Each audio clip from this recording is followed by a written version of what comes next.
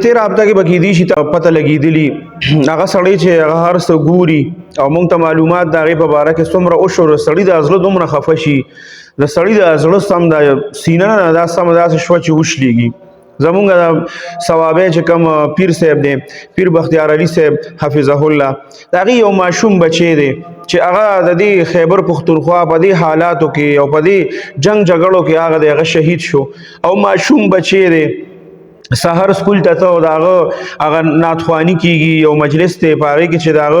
هغه سړی د هغه جذبې ته ګوري او هغه ته ګوري نو یقیني چې ته هغه ګورې نو چې داسې ډېر کم سړی وینم چې د هغه زړه سخت نه سخت وي که نه نو د هغې هغه ویډیو ته به هغه وژاړي چې د دې بچي دا څومره بهترین او ښکلی مجلس کې ناست دی دا څومره بهترین سړی زوی دی نو هغه په روژه کې خو زمونږ KPK کې او بلوچستان کې زمونږ بلا علما شهیدان کړو او ډیر زیات د روزانه په حساب سره به یو دوه شهید کېدل خو اوس په داره چې هغه بچي هغه هم د دې وجې نه او د پردو دشمنو ښکار کېږي پردې جنګ جګړه کې هغې په یو بل باندې ډزې شروع کړې په دې KPK کې شروع څه دي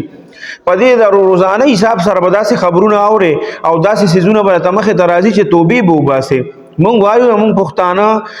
چې دی په مونږ باندې جنګ دی او په مونږ باندې دهشتګردي دی او په مونږ باندې دا دی او په مونږ باندې دا دی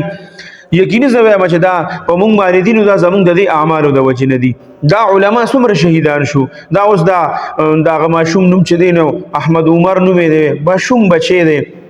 او سحر سکول ته روانو او په پردی جګړه کې هغې په یو بل باندې ډزې وغیره کولې په هغې کې هغه شهید شو. نو د دې پلار او الله دې دا د پیر صاحب د آخرت ذریعه د نجات ذریعه جوړه کړي د آخرت. مونږ دا نه وایو هغه یو عالم دی هغه به دا خبره نه کوي نه کولی شي خو د دې د هغه مور نه پکار ده تپوس چې د هغې دا زړه به څه وایي اب وایي چې زما دا بچی په څه کې لاړه او دا پیر صاحب چې هم ځان له کیني نو دی به هم دا سوچ کوي چې زما دا بچی سهار ما خو ښکلې سکول ته مې تیار کړه کور کې چای وڅښله ښه بهترین سکول ته روان شو او ما پسې کور ته مړ راوړه دا څه روان دي په دې KPK او په دې خیبر پښتونخوا کې زما بچی زما ځوان زما بوډا زما زنانه هغه د کوره نشي وتی په دې اختر کې تاسو ولیده چې د هلکانو په ځان باندې کوم حل کو دا په موږ باندې دا عذابونه الله نازلوي دا کم حل په دې اختر کې دا ګډاګانې او زنانه د خوا کې نشوې تېرېدې او په هر 15-10 منټه بعد به په دې رکشو کې او په دې دغه کې دا غټې غټې پیټې او سپیکرې پرتې وي او دې هلکان دا نوي کول چې دي به ورته ټول ګډېدل په خوا کې عزتدار سړی نشو تېرېدی دا په مونږ باندې ګورې دا یاد ساتئ د دې اعمالو زمونږ د دې وجې نه په مونږ باندې دا څیزونه الله مسلط کړي دي په مونږ چې ګورې د نه کوره څوک بار وتی شي یاره ډز د پردي دغه کې لاړه دا پلانکي ځای کې چې دی نو داسې چلو شو پلانکي وویشته په دماکه کې لاړه داسې لاړه زمونږ پښتانه خو ټول دې څیزونه یوړه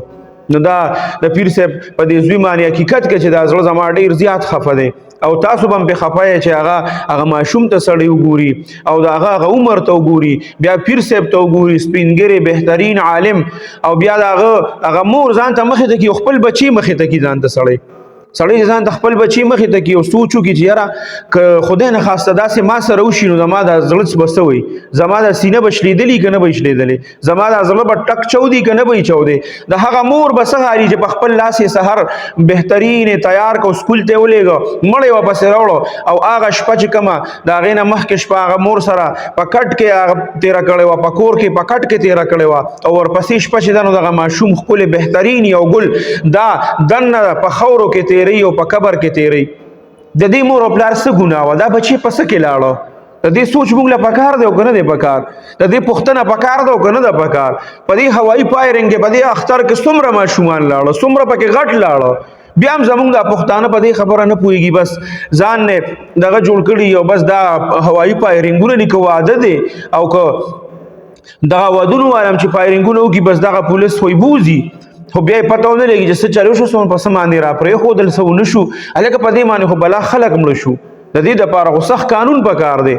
ښه په KPK کې کومه مسله ده دا باډي وي په دې دا دکانداران یو بل دې پسې وي ګور دا چې څوک جوړوي دا چې څوک دلته رالیږي هغه ونیسئ که نه هغه ختم کې کنه څومره خلکو له مړې اوښلولې په ځای باندې په موټر سایکل والا رواني د دې دا کم تار چې دی دغه کیمیکل وته وي سو هغه چې د مړې ته دغه شو د اری په شان او د 4-13 چاړه په شان د مړې داسې مکمل اوښلې یو سړی په ځای باندې مړ شي